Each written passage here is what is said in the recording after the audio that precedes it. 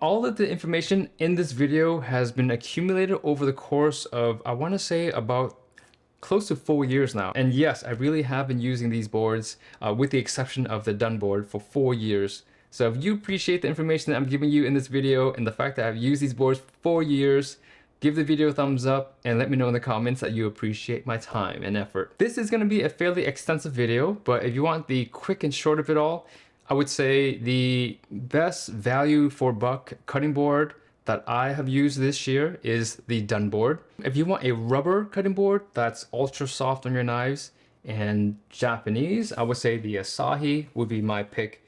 It is super soft, as you can see right here. If you want to see the full review of Asahi or Hasegawa, I'll post a link in the video description or in the comment below. This Asahi board right here is my very first cutting board that I bought that is Japanese made. Now this board sits in front of my toaster oven and it literally sits there all the time. It's a perfect depth for my counter space. This board has been put into the dishwasher. I've done it because lots of folks have been asking about it, but I don't recommend it. Here's why.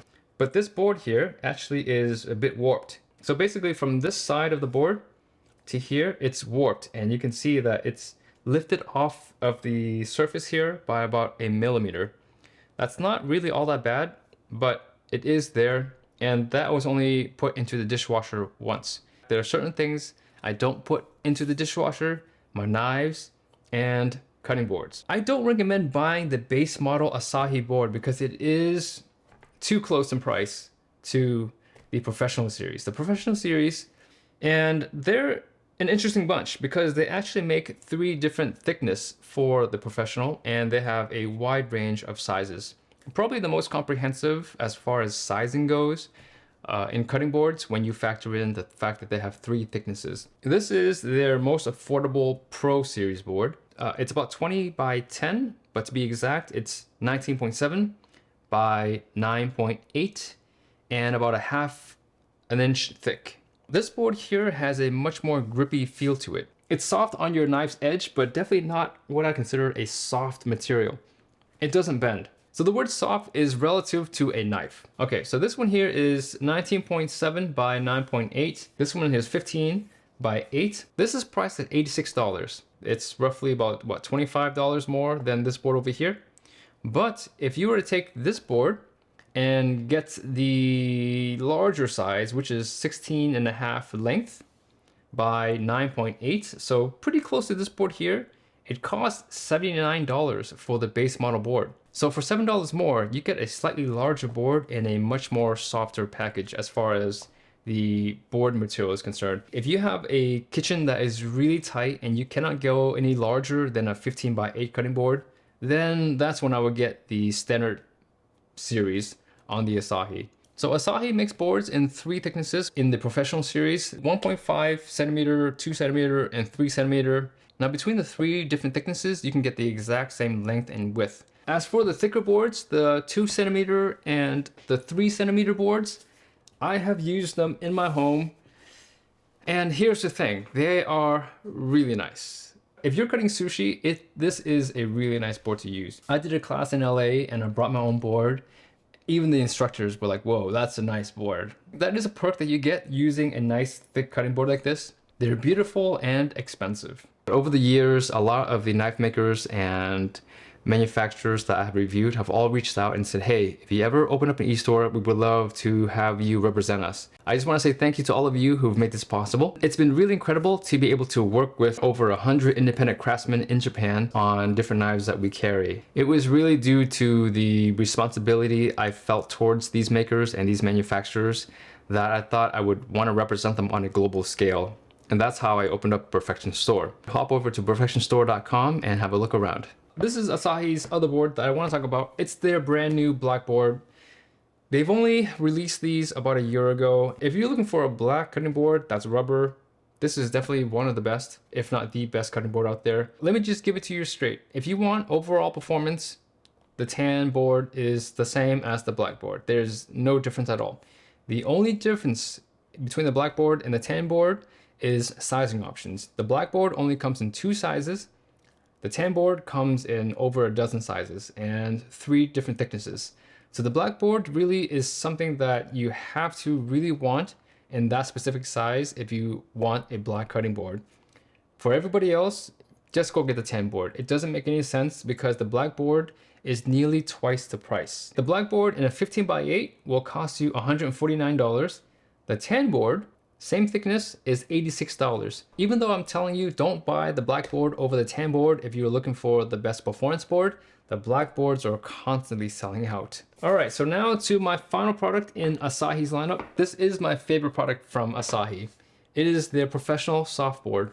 The official size, for those who want to know, is 23 by 13. And the thickness is 0.8 centimeters. Now here's when I'm really happy I'm able to do this, because when I commented to Asahi, I really wish this board was available in more sizes. It is available in more sizes now. It's now available in nearly 32 inches wide and then 24 inches deep. I don't know if I could take full credit for that, but I did mention that that would be my #1 hope for this particular product right here. Now, considering how thin this material is, it is able to take the abuse of daily use. Because it is really soft, if you were to drop this board, there is virtually no damage that will come upon it. You might get a little scuff on the edge here and there, but it is so soft that it's not going to damage or fall apart or break if you were to drop it. I guess if I had to give one word to describe this board, it's kind of ingenuity. It's a really interesting, fun board to use, and it just offers something that I have never seen in any other cutting board before. And the #1 drawback to this board is the fact that it is flexible. And I had a brisket on this one time, and I picked the brisket up. It bent down a little bit. Because it bent, the juice on the brisket was either going forward or backwards, okay? If you're putting this board on a flat surface, it is a wonderful, wonderful board. But the moment you have something that's heavy and you're trying to lift it up, it becomes a problem. So just keep in mind, there are some limitations to this board. This board here gives you that professional feel. It's super sturdy and rigid. And so you'll never have to worry about things, flexing and juices overflowing. This one here, it's easier for travel. You have a larger working space to work with given the same amount of money that you're spending. This one here is priced at $89. This one here is $86. It just has a bit more versatility than the professional board. And so that's why within the Asahi lineup, I like this product the most. So now we have Hasegawa. Hasegawa is an interesting company. These two boards are the same boards. This one is extra dirty because it was in my home for a long time. So Hasegawa does a couple of things that's very interesting. First off, they have a wooden core in all of their cutting boards. And what they do is they put a piece of wood that takes up probably most of the space in the center of this board, and then they laminate it with the PE material. And it creates a very light board. This board here, considering its size, it's much lighter than what you'll find on the Asahi. And that's a pro for those who want a light material board. What's also very interesting is they put a texture on both sides of their boards, and it's actually a really nice texture. I have said this in my very first video with Hasegawa, and I'll say it again. Their naming of their boards, the naming schemes of their board makes it very interesting and virtually impossible for those who are getting into the boards to know what they're buying. The FRK, the FPE, and the FSB, and the Hasegawa Pro Black. Even though you may think that the Pro Black PE belongs in the professional kitchen because it has the word pro in it, it's the FSR. The FSR is their top of the line board, and that's the one that has the softest material for the cutting surface. The Black Pro, the FRK, the FPE, the FSB, essentially are all using a really similar surface. What they have is a wood core. They'll have a color laminate or a color layer between the wood core and the top cutting material, and then the cutting material is essentially clear. Now that's the polyethylene that you're cutting on. The FSR is definitely the softest of the materials. Now we have the Black Pro. I would say this is very similar, if not the same, as the FRK, which is the series below the FSR. Are you confused now? What I like about what Hasegawa did with the blackboards is they didn't make the blackboards twice the price of the tan boards or the whiteboards. The Hasegawa Blacks, the 13 by 9 is $79, and the Hasegawa Tan of the same quality, the 15 by 10 is $89. Now the FSR, which is the 19.7 by 9.8, is $104. Hasegawa's pricing between their pro models and their non-pro models is really not all that different. As far as thickness, what Hasegawa does differently is they don't give you a range of thicknesses to choose from. They actually will change the thickness based on the overall dimensions of the length and width. Okay, so that is Hasegawa. So let's move on to the last set of cutting boards I've tested this year. All right, so these boards are by a company called Dunboard. And it's actually a really cool story how I came upon these boards. I hope I won't get myself sick. But this board here, this is actually a board made by one of my neighbors. And it's a 3/4 inch thick board. And it is a beautiful, beautiful, beautiful board. And all the spots that you're seeing here are actually drops of blood because I was dry aging a tri-tip in my fridge. I'm still alive. One of my neighbors found out what I did for a living, and he offered me an exchange, a trade. I actually traded him a buffer, a knife buffer, for this cutting board. And yeah, so this here, I had never seen this board material ever.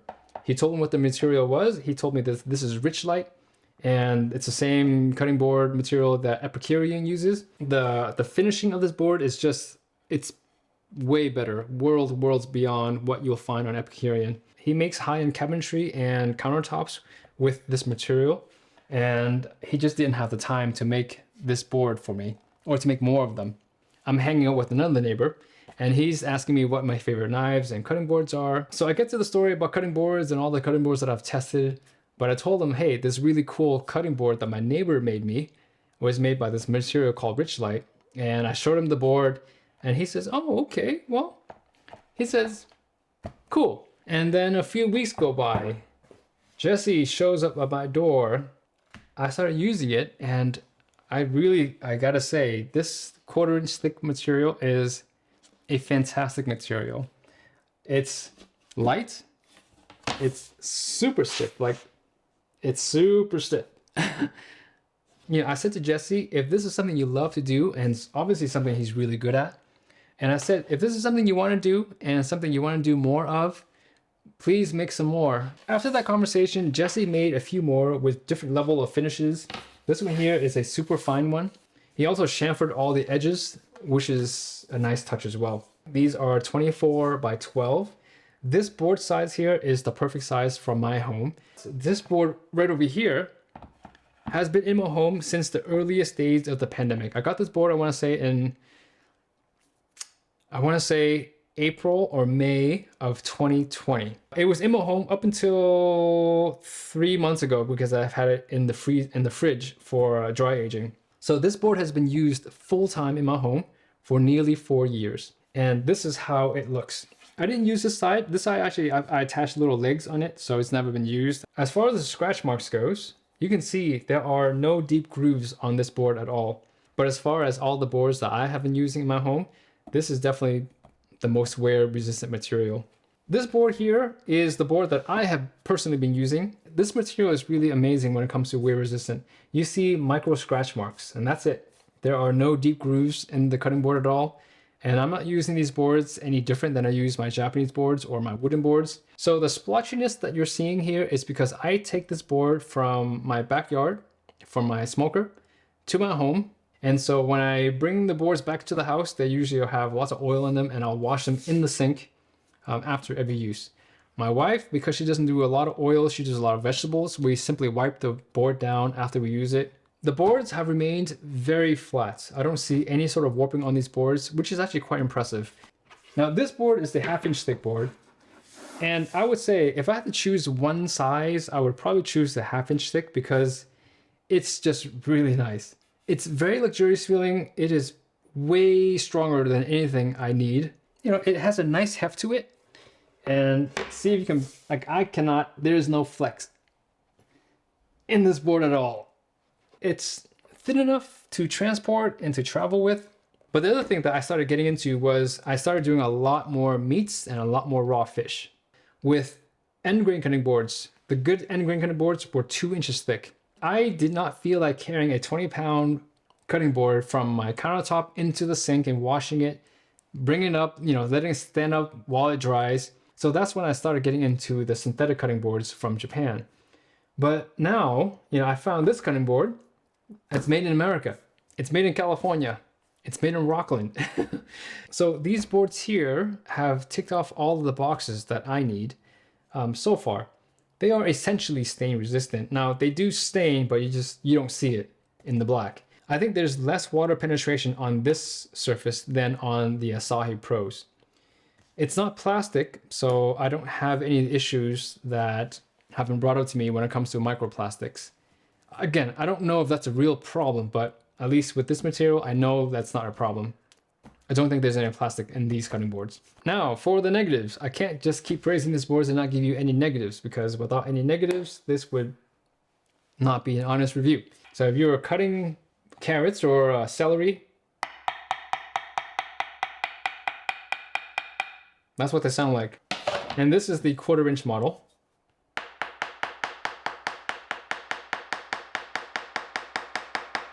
This is what the Asahi sounds like.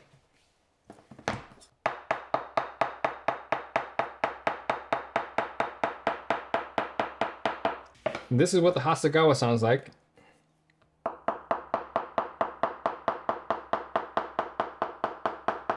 This is the soft Asahi.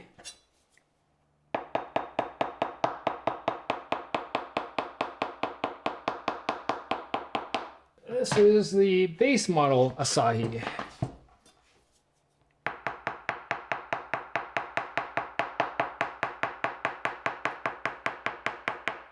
So you can tell the sound, it's a bit more immediate and more of a clack as opposed to a thud. So I would say the first few days of using this board here, it definitely was an adjustment. They give you immediate feedback.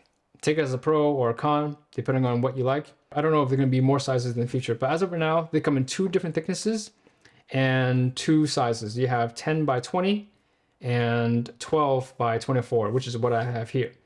The 10 by 20, and that's only $60. For essentially the same price, the Dun board, it's much larger than the Asahi base model, and it's $1 less. I don't think there's any competition there. The Dun board would be my choice any day of the week. All right, so this is the slightly better comparison, but not exactly apples to apples, so just keep that in mind. This is the Asahi Professional, and it is roughly very close to 20 by 10. So this one here is $86, and the Dun board, the same size in 1/4" is $60, and a 1/2", which is the same thickness as this one, is $85. If you're looking for something that's geared more for specialized cutting of raw fish, I think the Asahi still is the better board. But for everyday use, vegetables, backyard barbecuers, backyard grilling, travel, I would say the Dun board would be the better board. So how about my favorite Asahi board versus the Dun board? Okay, so these products are actually, as far as their use cases, they're actually very similar. They both are travel friendly. They both don't weigh a whole lot. They both cost the same. The Asahi at this size, which is the smallest size that they offer, is $89. And the Dun board, this is the 24 by 12, is $85. What is the main difference, and which one should you choose between these two? Are you looking to carry your meats on the board, traveling from the backyard barbecue to your kitchen? So anything where you put weights, that's gonna be centered on the board, a brisket or a chicken. If you stack sausages up and you carry the board by its sides or by its edges, that's gonna cause a problem. The Dun board, no matter what side you're carrying on, even lengthwise, it will never flex. We all do this, right? We scrape food from the cutting board after we chop it and put it into our bowls or our cooking pans. I have not found this to be an issue for me, but I'm not afraid that I'll scrape a piece of rubber or a microplastics from my board into my food. But for those who are afraid of that, the Dun board probably is gonna be the better board for you. They both have trade-offs, they both have pros and cons. I think for everyday casual users, if you want the least amount of worry, the least amount of maintenance, and probably for those who are really worried about food plastics and microplastics in your food, the Dun board probably is the better board for that. I find this to be more better for casual cutting. This is going to be a bit more specialized, not quite as specialized as what you'll find on the Asahi Professional. In my 4 years of using the polyethylene from Hasegawa, the Richlite from my neighbor, and the rubberized boards from Asahi, they're all great boards and they all offer something for everyone. I don't think there's any one material that's going to stand out for every single person. The biggest advantage between the synthetic boards, warping is not an issue under normal use. I do find that wood cutting boards will have some warping, and they do require a bit more maintenance as far as oiling goes and as far as drying goes. So if oiling and drying is something that you don't like to deal with, the synthetic boards are a better option for you. Based on my experience, I don't think you'll ever find a wood cutting board that's a 1/4 inch thick that would have the same wear resistant and water resistant as what you'll find on this Richlite right here, or even on something like this. It's just wood is a very different material. It has different properties that people may desire, but as far as what I need in my home today, with the amount of raw food that I'm cutting and the amount of washing and moving around that I'm doing, the synthetic boards work the best. But I definitely want to hear your thoughts. Definitely want to hear what boards you're using. If there are boards that you want me to go out and test and compare against these boards, I'll be happy to do that. That will be it for this super long video. Thank you for being here, and I'll catch you in the next one.